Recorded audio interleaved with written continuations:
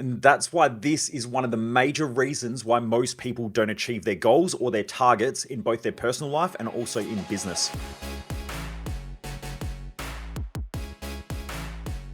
Hey Driven Mofos, welcome back to another episode of The Underestimated Entrepreneur. For those of you who don't know who I am, I'm Michael Mojo. I'm the founder of Mojo Human Performance Institute. We focus on business, mindset, and lifestyle hacking for driven mofos. The reason why I do these is that most people waste their life, and I just don't want you to be one of them. We are talking about why most people struggle to achieve goals or why they're not getting the results that they want in their personal life and their business. Now, this is normally due to one key reason, is that they're using the wrong indicators. Most people, when they set goals, are using something called a lagging indicator. They're not using a primary indicator or a driving indicator. Now, let me give an example. If you're a business owner and you've got a sales team and you say, we want to have $50,000 or $100,000 or $1 million in sales by the end of the quarter, then you're essentially 3 months away from seeing whether you're on track or off track. Now, what happens in 3 months' time when you get there and you go, shit, we didn't hit that target? We didn't hit the target because you're using a lagging indicator. It's something that is way down the track. Okay, it's lagging behind. The same thing can happen in weight loss. I used to see this when I was a personal trainer. And people would come in and they'd say, I want to lose, let's say they want to lose 4 kilograms in a month. Let's say it's 8 pounds if you're overseas. So now we can backtrack and we can figure out exactly what they want to lose per week. So if they want to lose 1 kilogram per week, that's still a lagging indicator because it takes you a whole week to know whether you're on track or off track. Or if it's a month, it might be a month away from figuring out whether you're on track or off track. What you want to use is you want to use something where you can almost metric it down to the day or to the moment. So if you've got a sales team, it's not so much about the sales that they're going to make. It's about what do they have to do to achieve that target. So you want to set the target, but again, it's a target.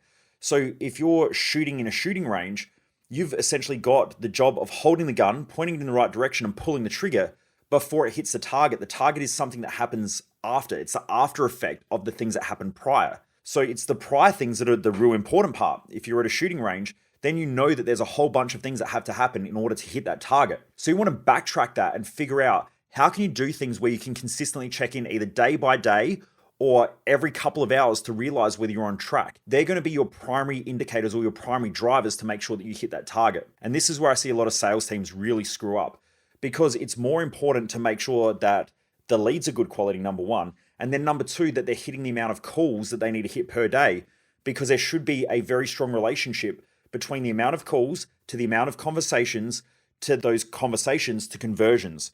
And then that will lead to the financial target at the end of the quarter. A lot of new businesses or startup businesses or even scaling businesses will focus on how much money we need to make and the revenue that they need to bring in over a month or over a quarter instead of looking at what are the daily actions that need to happen. The same thing can happen when people lose weight. It's about the amount of daily calories that not only are they consuming, but also the amount of calories that they're burning through exercise or even just through their general lifestyle habits. So if you know that, then every day you can essentially tweak the calories in versus calorie out and the calorie expenditure so that then you hit that target of losing the 4 kilograms by the end of the month. Instead of getting to the end of the month and going, shit, I didn't hit my target, which is what most people do when they set goals.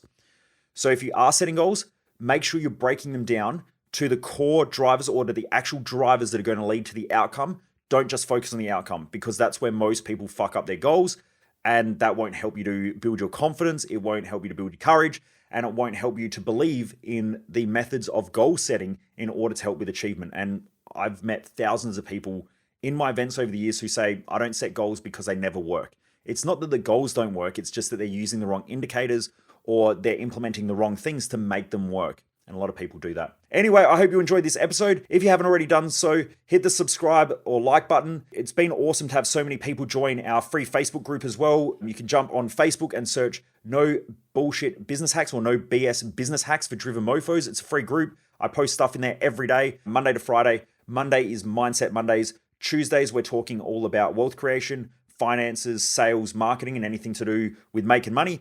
Wednesday is Q&A. Thursday is all the structure that happens within a business as well. So everything from leadership to management to the implementables. And then Friday is Focus Fridays. So please jump in there.